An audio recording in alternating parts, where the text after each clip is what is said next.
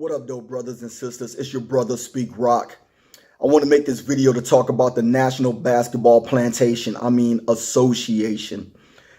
These jokers have the nerve to send out little cryptic and subliminal messages as if no black people was going to catch this.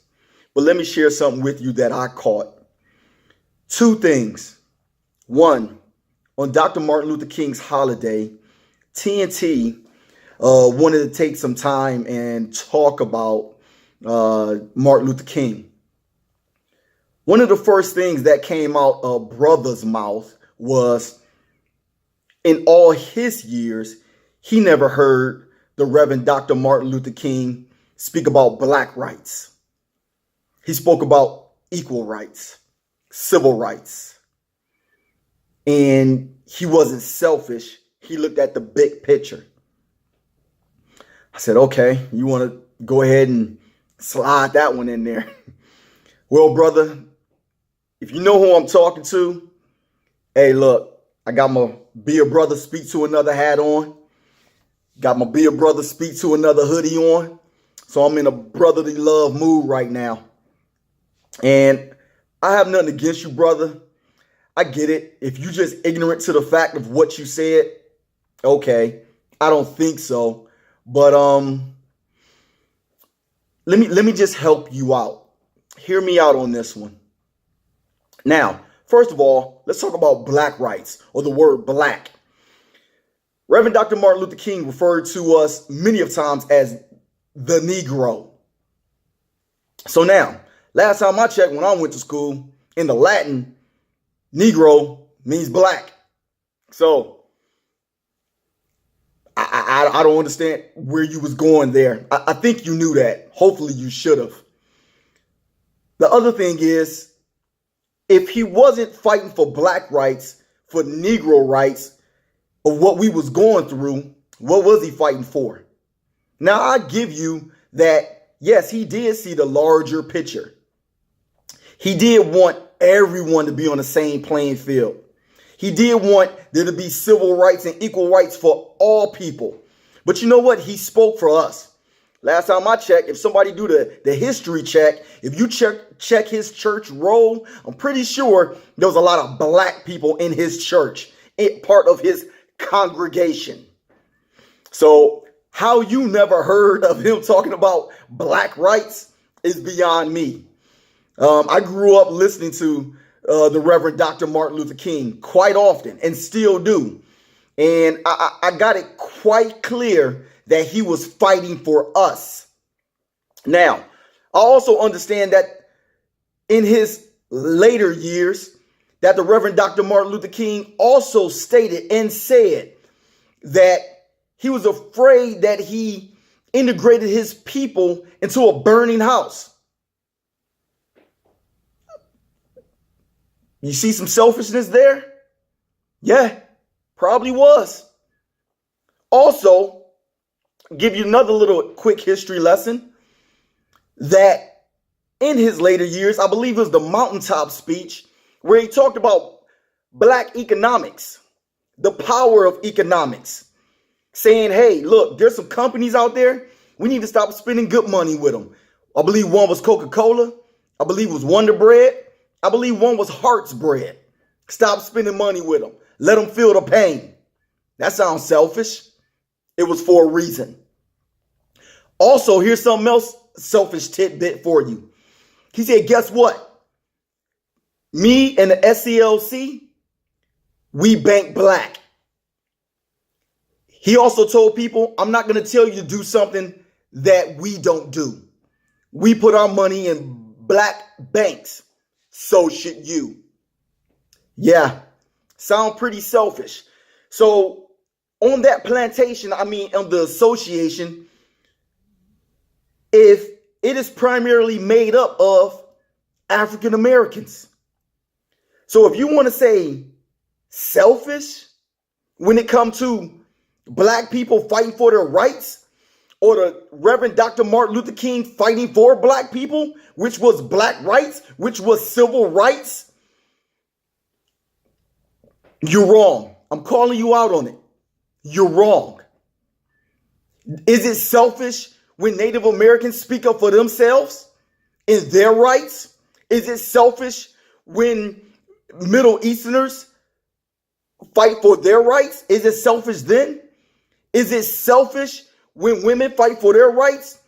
But only when black people speak up for themselves. Now we got to try to take Dr. Martin Luther King away from black folk to make it seem like it was for everybody, when primarily in the initial beginning, it was for black folk he was fighting for.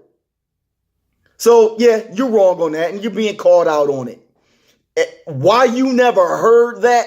Why you didn't understand Negro black? I don't know. Your school system failed you. Or you chose not to want to hear and understand. Either way, that's why I'm here for you, brother. I got your back. Don't worry about it. Now, one of the other things the association is trying to just sneak by us. It's no secret for those that keep up with the sport that there's been some skirmishes and some, couple of melees and some fights that's been breaking out recently. Now, let's do a little back history. There's a gentleman by the name of Kermit Washington. Research it. Look it up. Kermit Washington was involved in one of the most physical confrontations ever listed in the NBA, where Kermit Washington hit this man called Rudy Tomjanovich. He used to be a player, and he also coached for the Houston Rockets during the time of their championship run, their back-to-backs. Now, Kermit Washington hit Rudy so hard, it's reported to say that he almost killed him. Broke major bones in his face. Back then in the NBA, everybody was fighting. After Rudy Tomjanovich and Kermit Washington, where in the 80s, the NBA was truly physical style of play, where the Lakers and the Celtics and the Pistons and the Bulls, very physical. Now, with that being said, one of the things that happened during Kermit Washington's playing time was the commissioner at that time, he stated that no one that big or that strong should be hitting anyone. I'm paraphrasing. So what does that mean? There were rules that were put in place to discourage fighting in the NBA. Now, no pun intended, Kermit Washington, he got a black eye put on him. Look it up, research it. It is documented that he was just frowned upon. Now, for a point of order, Rudy was a white man. Kermit, a black man. Yeah. Look it up. Research it. Going forward, once again, in the 80s, everybody knows it was physical. Physical style of play. And there were fines and there was rules that was passed down that changed all of that. By the time the late 90s came, the early 2000s, you throw one punch, you leave the bench, you do whatever, you were being suspended and you were being fined heavily. Here's the thing. By the NBA being primarily African American, who do you think is going to catch those fines? Who do you think is going to catch those suspensions? Yeah, black players.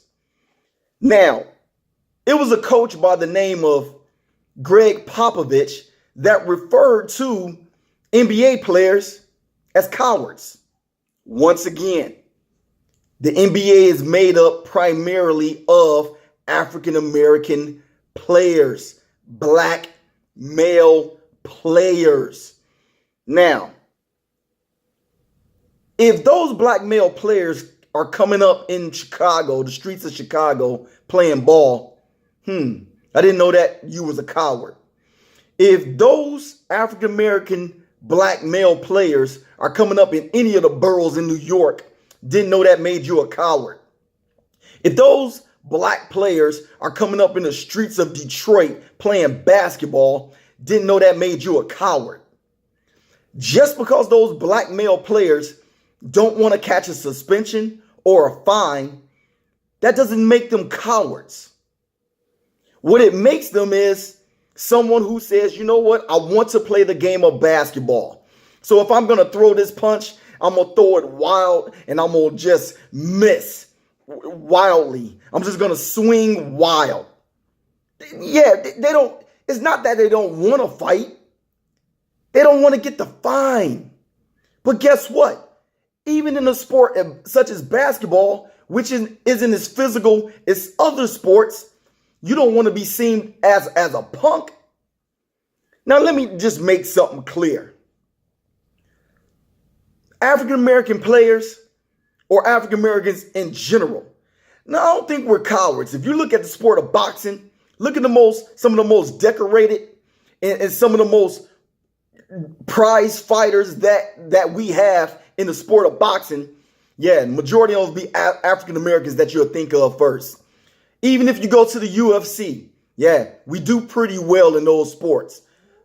So I find it difficult that we'll sit there and say, oh, you know, NBA players are cowards. Once again, the NBA is made up primarily of African American players.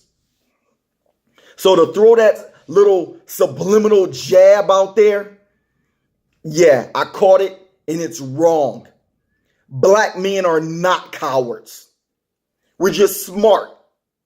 We know better.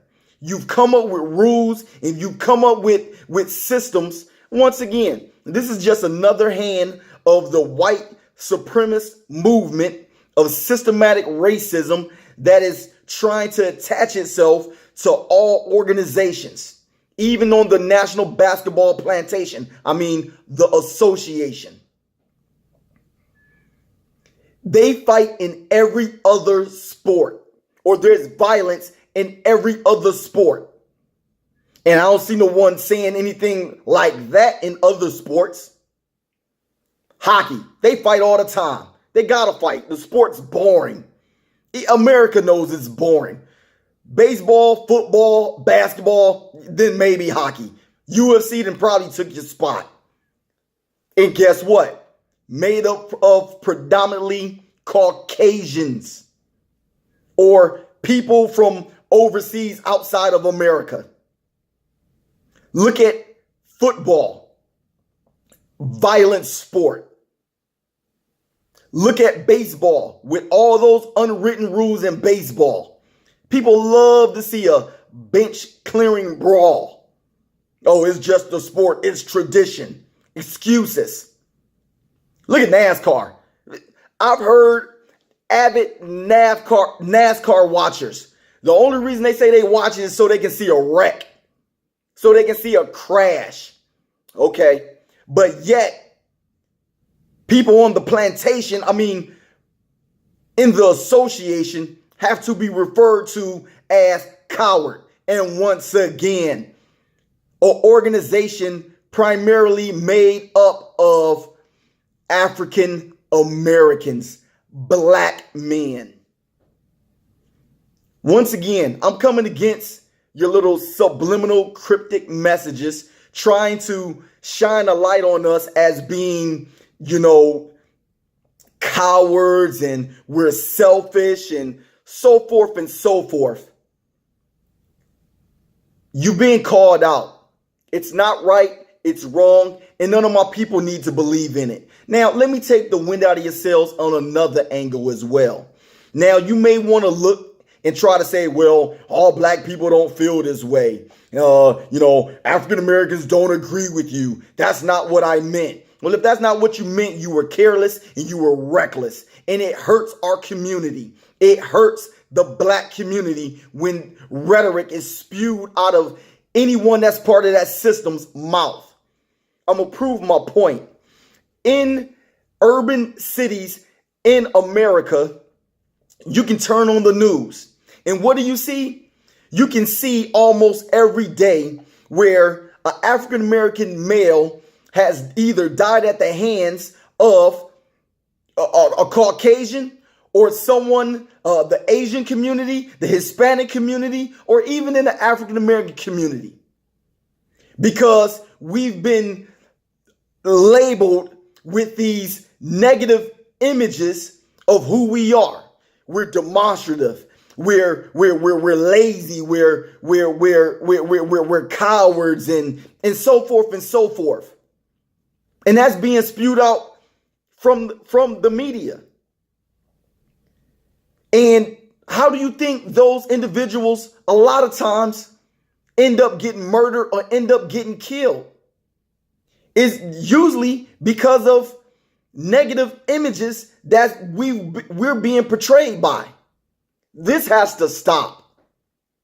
Now, my people, brothers, sisters, you know I'm right on it. We're not lazy. We're not selfish. We're not monsters. We're not criminals. We're not super predators. We're none of that. We're a proud people. We're intelligent people. Everybody knows it. But they got to come up with something every day to try to come against us, to make us seem like something that we are not. So, hey, look, I'm not going to take no more of your time. Once again, I see your tricks. I see your trickery. You're not fooling me. And just because you get a black man or a black woman up there to say something to the contrary or to say something against our people, it doesn't make it right, and it's not going to work. Hey, this your brother SpeakRoc, brothers and sisters. Hey, I got your back. Peace.